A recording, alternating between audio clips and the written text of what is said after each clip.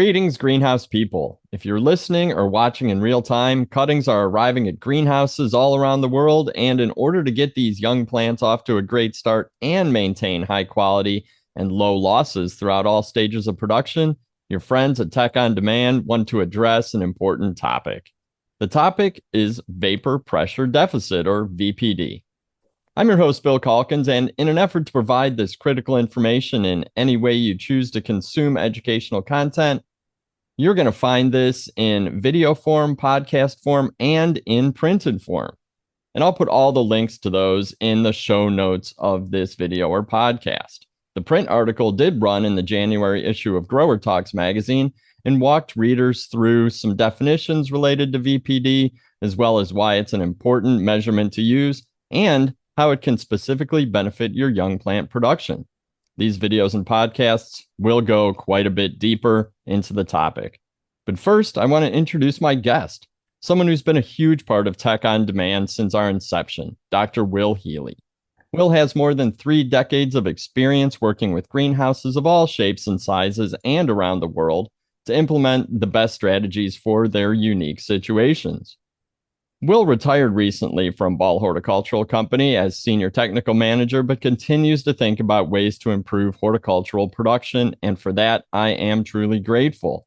Will and I are going to attempt to make some fairly complex information understandable and usable in our conversation about VPD, relative humidity, and water loss in these Tech on Demand video and podcast episodes, where our goal is always to bring you tips, tricks, and information to produce your best crops ever.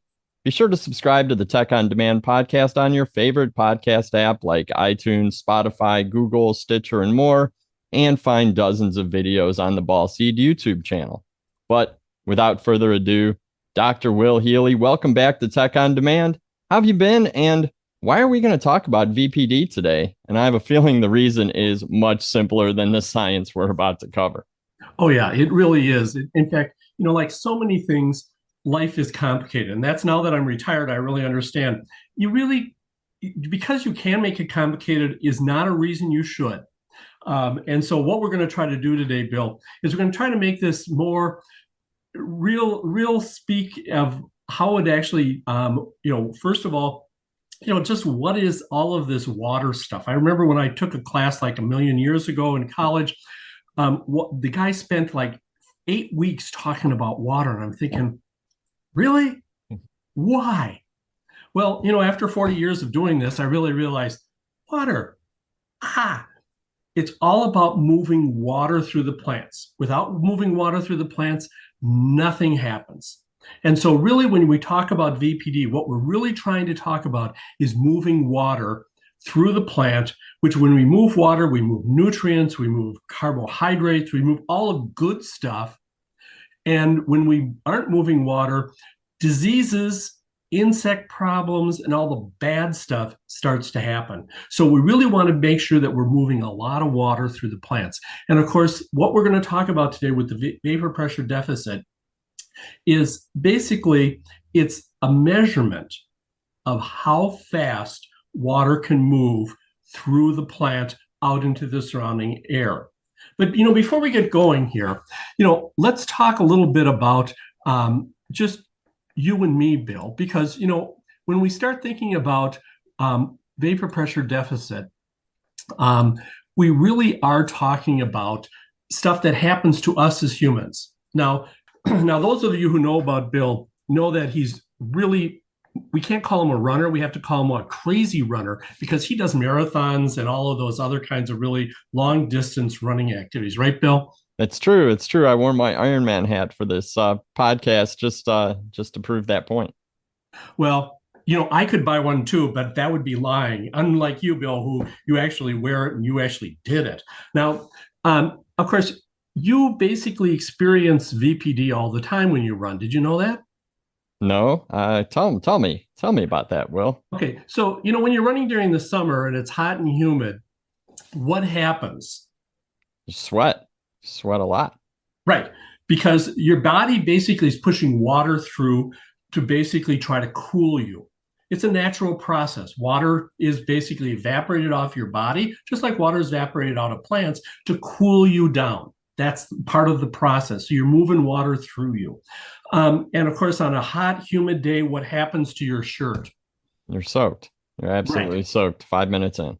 Right, because the water has no place to go because it's really high humidity. There's no place to go. Now, have you ever run in the mountains where it's low humidity? Well, I live in Ohio, so I don't get that many opportunities, but I have. I have once Okay, or twice. and you ran during periods of really low relative humidity. Hmm. And what happened to your shirt at that point? Well, you're not nearly as soaked.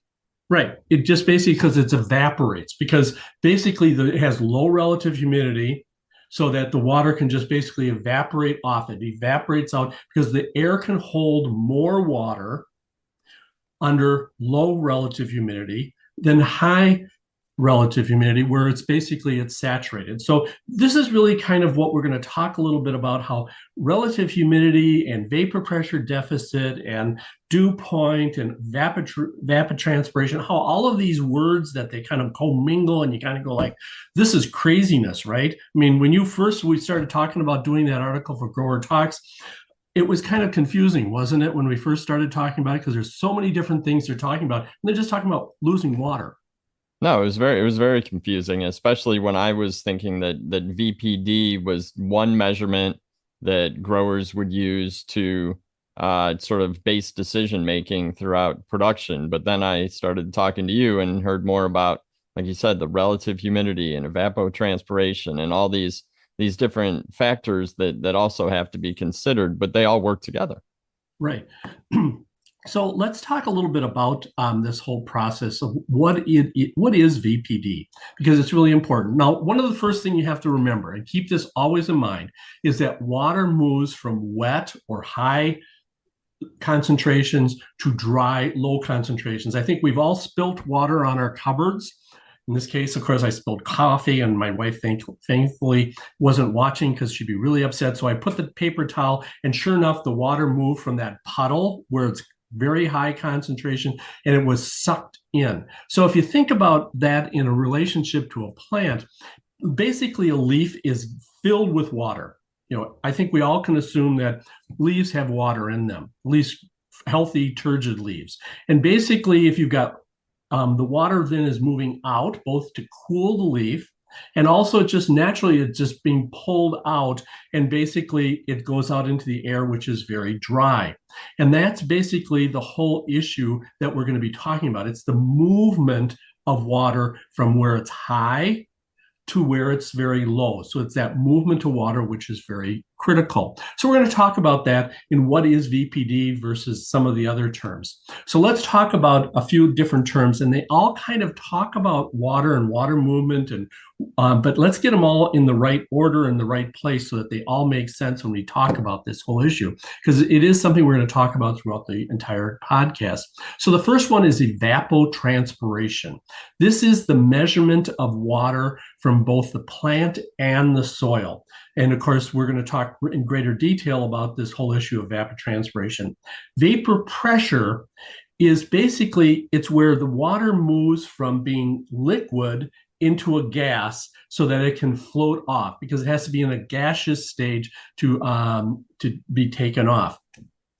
The vapor pressure deficit is basically, it's a measurement between 2 points, one which is very wet and one that is much lower or drier, or might even be very high. And so in that case, it's zero. But if it's very dry over here and it's very wet over here, the water is going to move from wet to dry. So it's going to have a lot of very fast movement. And I think we've seen this with the paper towel. Bill, you've seen this when you've been running and all of a sudden you start sweating, but the humidity is low and it just takes forever for you to basically even get your shirt wet.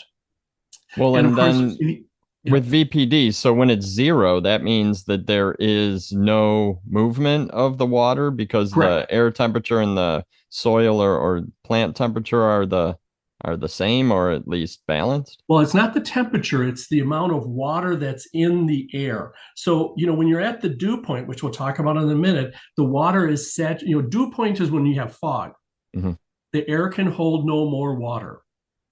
We've all seen this in a greenhouse, especially if in the winter and you get into the end of the day when the temperature drops rapidly, the humidity spikes up, and you sometimes will see these fogs forming in the greenhouse. I've seen this in a number of greenhouses and go like, you guys got a problem here because you're now at the dew point. You're at 0 VPD, which means there is no water movement from the plant into the air. Now, maybe that's a good thing. If you've got a wilted plant, the water, because the plant is drier, the water is going to move in because it always is moved from high to low. So if your leaf is wilted, it's going to move in. So this is really VPD is really just a measurement of the rate of water loss. How fast is the water going to be lost? Or is the water going to be gained back into the plant if the leaf is slightly wilted? So it gives you, basically tells you what's going to happen. And it's really important to keep that in mind, that VPD is this whole rate of water loss that is, or water movement, if you think about it. Is it loss from the air into a wilted plant, or is it a turgid plant filled with water and it's dry out here and the water is moving that way? So this is really what we're talking about. Now, this is where it gets a little crazy because there's an issue of accumulated VPD, because VPD is a momentary measurement that basically is happening constantly. So what you want to do is you want to be looking at how does this VPD change over time? I think we've all seen this when the sun sets in a greenhouse and it starts getting dark, the temperature drops and the humidity goes up very rapidly. And just like if the greenhouse warms up very rapidly and the humidity drops really rapidly. So these very rapid changes, and you want to be able to measure that. So you look at the accumulated VPD, which is the sum of the VPD over a period of time. Now, for a shorthand standpoint, when we talk about VPD in the greenhouse, we're really talking about accumulated VPD. We're not talking about instantaneous, which is just pure VPD, but we're talking about accumulation over a period of time. Okay. What's the period? Yeah, but what's the period of time? Is it a short period, like a day, or is it a week, or well, it depends upon how we're using it. So if we're using it in propagation, we're going to say accumulate this much VPD and then turn the mist back on. If we're watering plants, and of course, in a previous video, we talk about water by weight, which is how long it takes to lose this much water. Okay. We can use VPD to say in a 24-hour period, how much VPD did we accumulate? And then we can correlate that to how much water we've lost from the plant. So if you say that you need to lose 300 or 600 grams of water overnight, then basically what you're going to do is you're going to say, if I lose 200 grams every 24 hours, now here's a math problem, Bill, and I know we're both in horticulture, so we're not real good at math. Otherwise, we'd be in finance if we could do math. But okay, so we have 600 grams of water that we have to lose from that plant because we poured 600 grams of water on, and we're losing 200 grams every 24 hours. How many days does it take to lose all that water? 3 days. I can do that math. Perfect. And that's basically and that's how we use this accumulated VPD. You either say, when you've lost this much, do something, or how long does it take to lose this much? And then you can basically use accumulated VPD to predict when should you be watering, how often should you water, because the plant, through evapotranspiration, water from the soil and water from the air, has basically caused that amount of water to dissipate into the environment and leave the plant. Does that make sense? Okay, so let's talk about the term everyone throws around but really doesn't understand, relative humidity. Relative humidity is the amount of water vapor that's in the air relative to full saturation. So if you have, if you're at the dew point, which is of course full saturation, as you raise the temperature, the humidity drops. So the relative humidity moves inverse to the temperature. So if the temperature goes down, the humidity goes up, right? And of course, we've been beating around on the dew point. because the dew point, in the weather, people always talk about dew point and whether you're going to have the dew point. And of course, it snowed here in Cincinnati yesterday, and we were at the dew point. It was very cool. There was just kind of this fog bank that hung just above the trees because it was warm enough, because it was like right at 32 degrees, and it was snowing, and so it was really foggy because the air was saturated. It was a very beautiful day to show this whole concept of a dew point. So have I confused you yet, Bill, or are you really clear now on how these terms all fit together? Good. And you're right. They do fit together. And I think that we tend to hear about them individually, but understanding the way that they all they're all important to impact plant health. So Yeah. So because I'm an old university professor, we now have to flog this one a little bit more, and basically get into a little bit more depth. Remember, evapotranspiration is the loss of water from both the soil, evaporation, and the leaf, transpiration.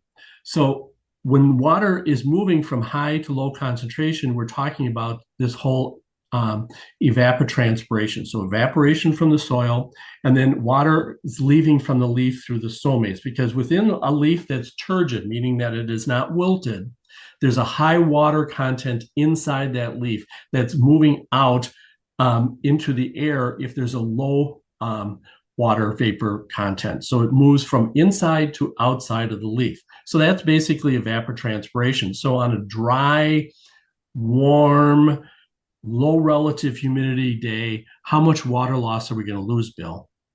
not much. No, I think now let's listen to Oh this no, again. I got it backwards. Yeah, you got it You're going to backwards. be losing water quickly. Right, because there's low relative humidity, and it's going to be losing very rapidly. Now, on one of those hot, muggy days in the summer, when it's basically you could chew the air, how much water loss are you going to do? That's when you're not going to be losing water. And this is where a lot of growers make a mistake, is that they go and they say, I need to water those plants. Now, one of the things I remind people is when people are hot, like when you're running, Bill, Mm-hmm. what is the one thing you do when you're running a lot and you're hot and you're sweating? Well, you're drinking, then you start drinking water. Correct. But when you are basically, you've got plants that are sitting in soaking wet soil and it's really high relative humidity, there's zero vapor pressure deficit, there's no evapotranspiration. What's the worst thing you can do? Probably dump more water on them.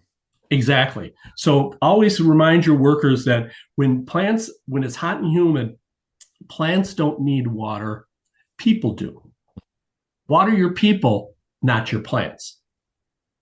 Now, Bill, just a small side note, when you go to water your plants or water your people, as a runner, there's two different ways you use water. What are those two different ways?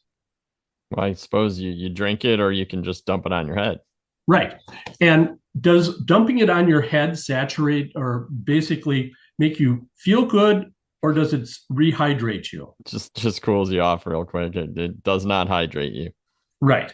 So and that's why we have to remember the water has to move through the plant and go all the way through. It can't just be dumped on top and just get a bunch of wet foliage. Because a bunch of wet foliage with high relative humidity only is a disease problem. So let's kind of move on a little bit about this whole issue of relative humidity so that you've got a better understanding of exactly what it's all about. Remember that relative humidity is the measurement of the relative amount of water that's in the air. So, for example, if we look at 50 degrees Fahrenheit and 100% relative humidity, we've got this much water vapor in the air. Now, if we just raise the temperature to 68 degrees, which is the bigger yellow ball, that's how much water could be in the air. It's the big yellow, but notice the blue ball, it's much smaller. So there's only 52% potential holding of the water, so that it's basically, it could hold more water, right? As the temperature goes up. As we go up to 86 degrees, notice that at that point, we could hold even more water, right? Right. So that we could, because the relative humidity has gone down to 28%, And notice all that yellow behind it. That's how much more water you could. So that basically says that if you've got a saturated plant over here, you can move that much more water as the temperature goes up, right? Yep. And that's why, as the temperatures, if we reverse, so during the day it's 86 degrees, but then all of a sudden we drop it to 68 degrees at sunset, and all of a sudden the humidity basically goes from 28% during the height of the day down to 52%. And now we've got a kind of a wet, humid greenhouse. And then, of course, if you continue to cool that greenhouse, now you got a problem because you're at darn near 100% relative humidity, right? Makes sense. Does that make sense? So it's really, relative humidity is just I don't want to say arbitrary, but it is a measurement of the potential water holding capacity of the air and how much water is actually in the air.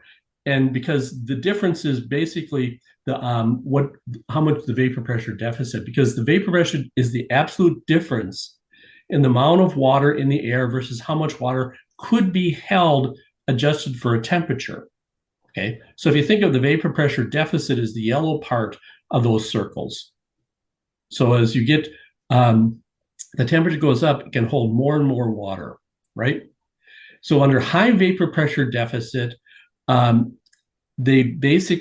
water leaves the plant, and under lower vapor pressure deficit, the water can't leave the plant, and you basically end up with surface problems where you end up with moisture that's optimum for germination of spores, fungi, and also the spread of bacteria on that leaf surface. So, you really have to be very cognizant of what is the vapor pressure deficit, because that's really more important than actually the relative humidity, because you really want to be able to say, am I going to be moving more water or less water over time? Does that make sense? Yep. Okay. So one of the things you have to keep in mind is when temperatures fluctuate by 20 degrees Fahrenheit, which they frequently will do in the greenhouse, that the vapor pressure deficit can change by twofold. Okay, so if we go and look at a greenhouse, we had a greenhouse, one of our greenhouse operations, I won't say where, but it was outside of the US, basically had this huge problem with disease problems. The plants wouldn't develop roots. They didn't have, they were growing really slowly. They would just had this whole list of calamities. And I said, okay, well, let's go and just measure the temperature and relative humidity over several days. So I was down visiting him for about 4 or 5 days, and this is what we found when we were measuring the temperature, which is the blue line, and the relative humidity, which is the red line. Okay, and notice quite nicely that as the temperature went up during the day, what did the relative humidity do, Bill? It went down. Yeah, because that's what we were talking about. In the previous slide, we saw the little yellow and blue balls. This is exactly what was happening in this greenhouse. So on that very first day, they had a huge drop in relative humidity just because the temperatures went way up.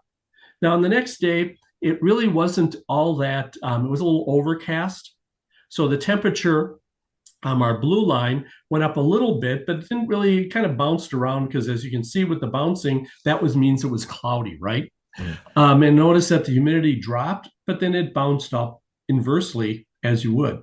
And then, of course, on the third day, basically, we had, during the middle of the night, we had some higher night temperatures. As you can see, the night temperatures went up a little bit.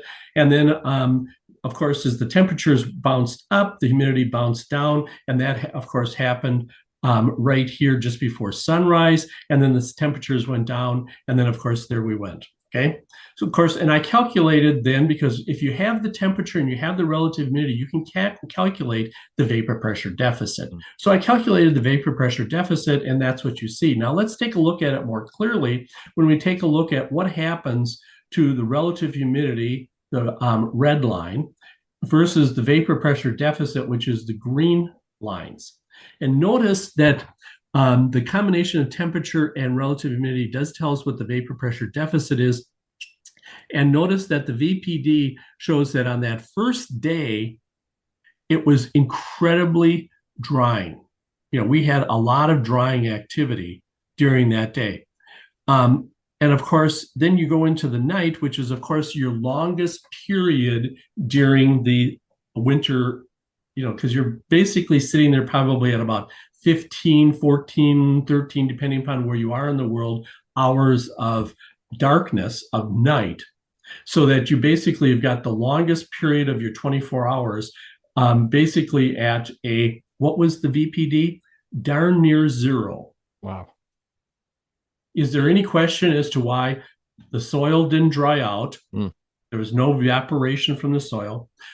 Why they had disease problems? Because you need 4 hours for spores to germinate on the leaf surface. And, I think they got 4 hours there.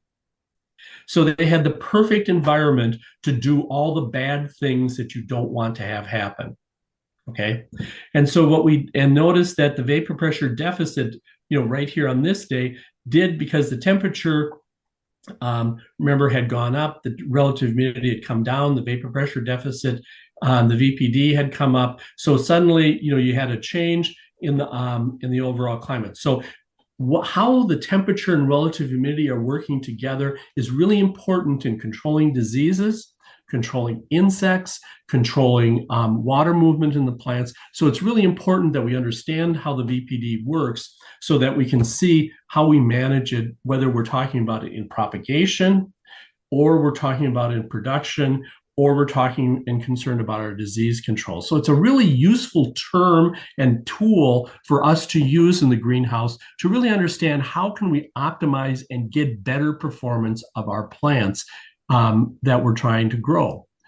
Now, let's talk about this because we see all these kind of charts, these psychometric, yeah, that sounds good, charts that basically look at temperature and relative humidity. There's some really confusing ones that they show, and everyone kind of goes, their eyes glaze over. But let's talk about it relative to VPD. What happens as the relative humidity going across the top versus the temperature? What happens to the VPD, which is the numbers in the middle? And as you'd expect, Bill, at 100% relative humidity, the temperature can change wherever, mm-hmm.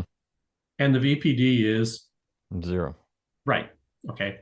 And as you basically drop a small amount of relative humidity, so you go from 100 to 95%, notice the impact of temperature, because remember that yellow ball versus the blue ball?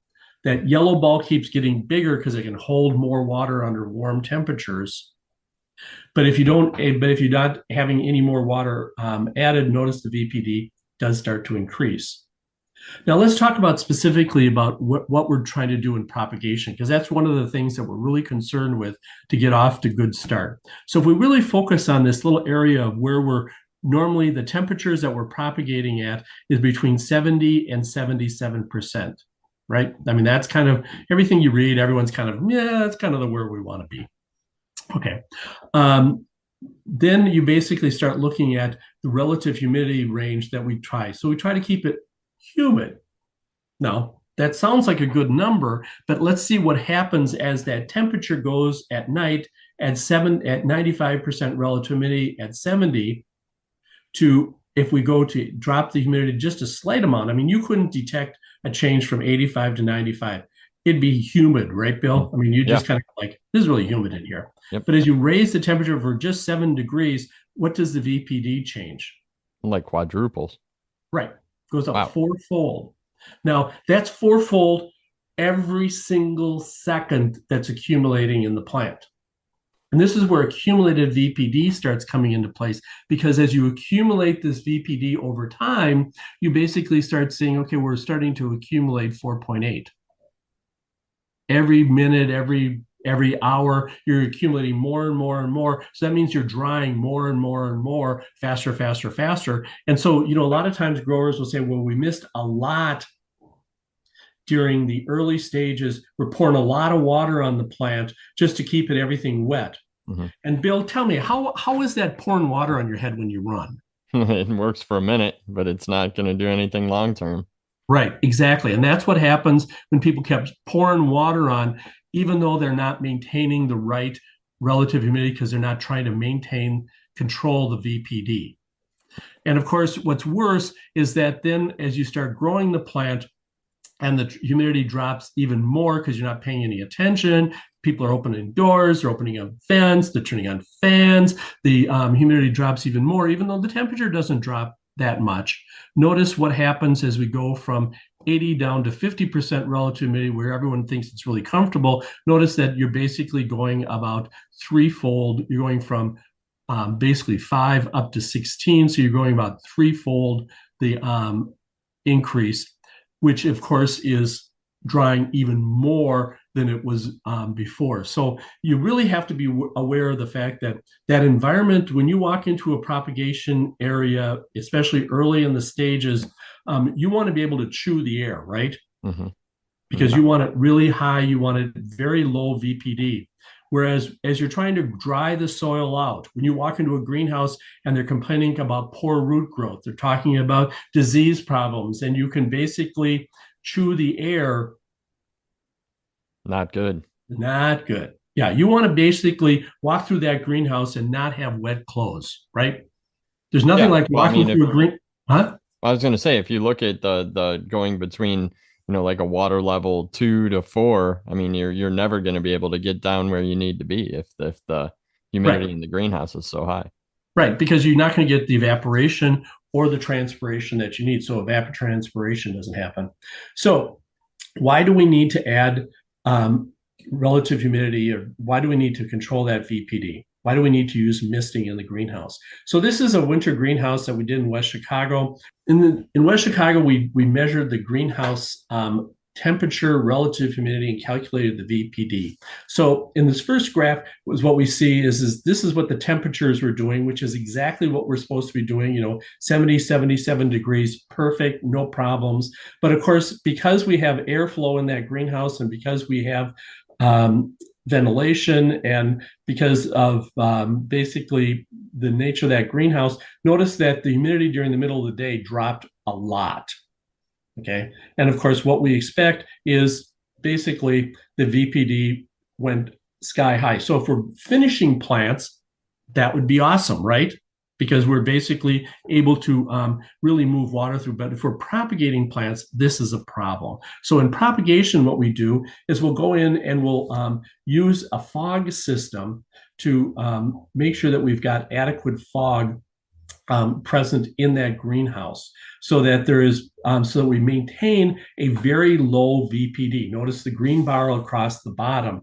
And notice the other thing is that if we maintain a zero VPD, or near zero, very low VPD, around 0.5 accumulator, notice, and that's every time the mist comes on, notice what happens to the relative humidity. The relative humidity stays really quite high, which is important, because what that means is that we're hydrating cuttings. So if we have a very low VPD, which of course gives us a high relative humidity, means there's a lot of water in the air. That means the water is going to be moving into the cuttings, right? Yep. Whereas if we have in our previous slide, where we basically had no mist control, we basically are moving all the water out of the cuttings. So we're basically running into a problem. So what I always like to think about is anytime you've if you have ever had a frog or a toad that got lost in your greenhouse in the summer, you had concrete floors or just very dry floors, one of the things that is, frogs and people and plants are all the same in one way. We can't really regulate water loss. I mean, Bill, when you're hot and humid, and you're jogging, what happens? You're running through, and you're losing water. I mean, you just lose water. That's part of the game.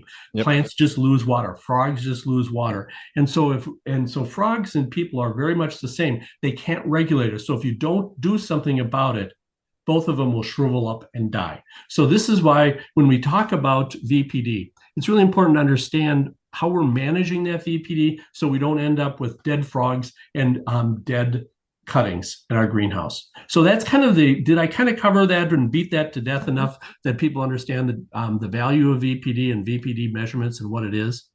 I think so. And when you think about VPD, just always remember that it is the measurement of the rate of water loss. And that's really the key thing to think about it, and especially how it relates to the relative humidity, the temperature, and that whole entire environment within your greenhouse. Yep.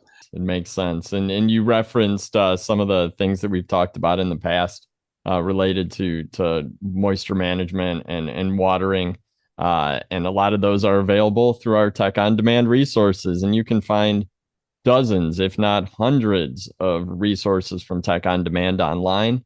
Every week, I send a newsletter covering a range of technical topics. They tend to be very timely, using information that I find being passed through horticultural channels, as well as some of the experts that I collaborate with. We've created a ton of video for greenhouse professionals of all skill levels. If you're looking for ways to train new team members or refresh on topics that are critical to production, pretty confident we have a video on it. And then the Tech on Demand podcast is a great way to take some of this educational information on the go. And last but not least, I would encourage everyone who's viewing and listening to this presentation to join the Greenhouse Tech Team Facebook group. You can find that on Facebook just by searching Greenhouse Tech Team, answer a couple questions, and I will let you right in to the peer-to-peer community with more than 4,000 of your peers to discuss all sorts of topics, ask questions, and find resources. So, Will, thank you so much for your time. And anytime you think of another topic to share with the listeners and viewers and me, the door is always open for you, which and I truly appreciate your knowledge and your willingness to share this information.